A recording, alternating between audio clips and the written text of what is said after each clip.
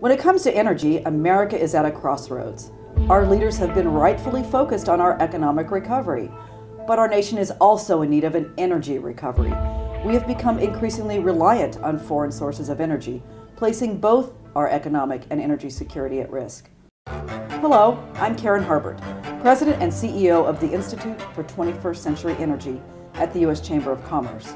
For the past year, I have led an energy reality tour, visiting members of the business community in 30 states across the nation. We've had a dialogue about how they perceive our energy policy and what they expect from their leaders. From Hartford to Anchorage, and at every stop, we've heard the same message. People are frustrated with our energy situation, and they want progress, and they want a more secure energy future. Well, as far as America's energy picture is concerned, I think we're really in trouble. I think we have so many interests. There's confusion on multiple layers. There's confusion by the policymakers. To create jobs, they need to allow companies to explore for energy, not make it too expensive.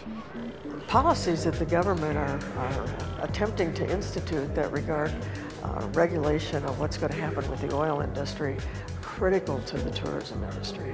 Our energy prices for us, we run about 85 delivery trucks a day, about 20 over-the-road trucks, so diesel has a significant impact on our business. Well, as a small business owner, of course, we have many expenses as far as insurance premiums gone up. We've got to hire more people. We have to pay for all the taxes on that. And now to have higher energy costs and utility bills, it definitely affects our bottom line. Well, our customers tell us that if their energy prices go up too much, then they're going to be put in a position of needing to shut down their business here, and then they've got to either look someplace else to move their factories, or they're going to see somebody else do that. Yeah, we have to make a change. The direction that we're going is just not going to work. A common theme was that Washington simply isn't listening to Americans outside the Beltway.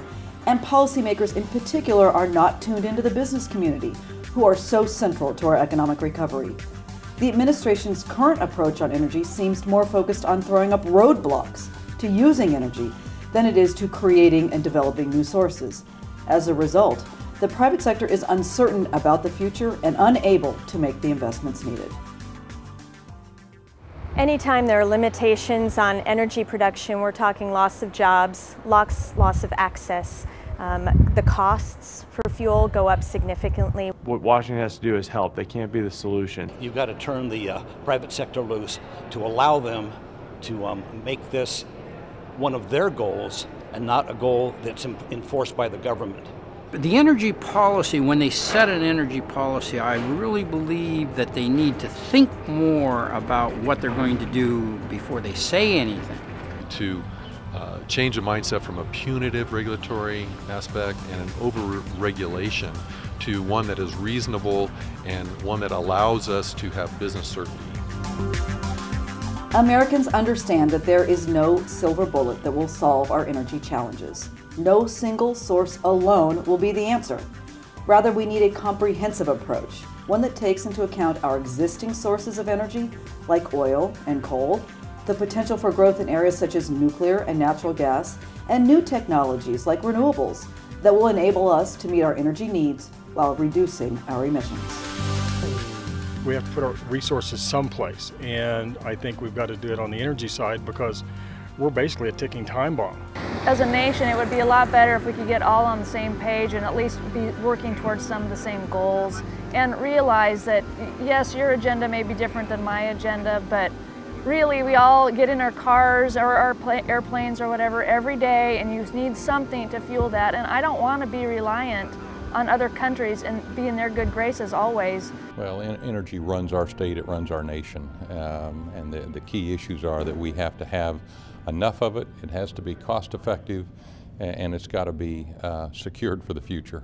Look at our coal reserves in the United States. Look at how much we have cleaned up coal.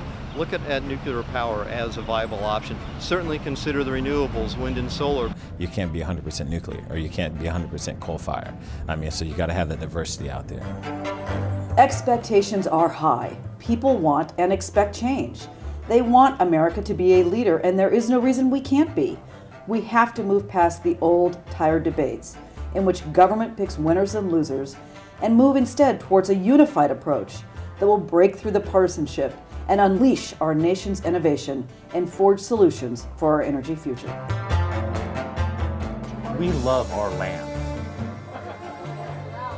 We love our land, but damn it, let us build some stuff so we can exist here.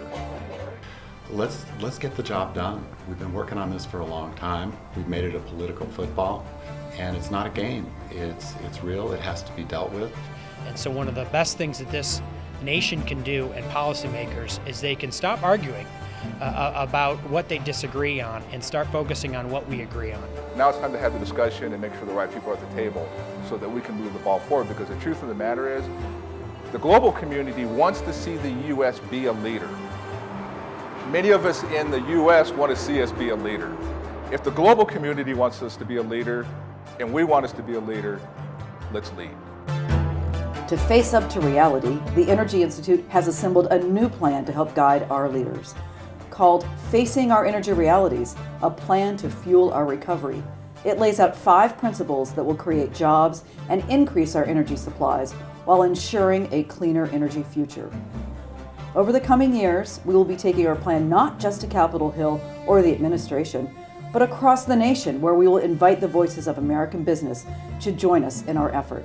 For more information, visit our website at www.energyxxi.org.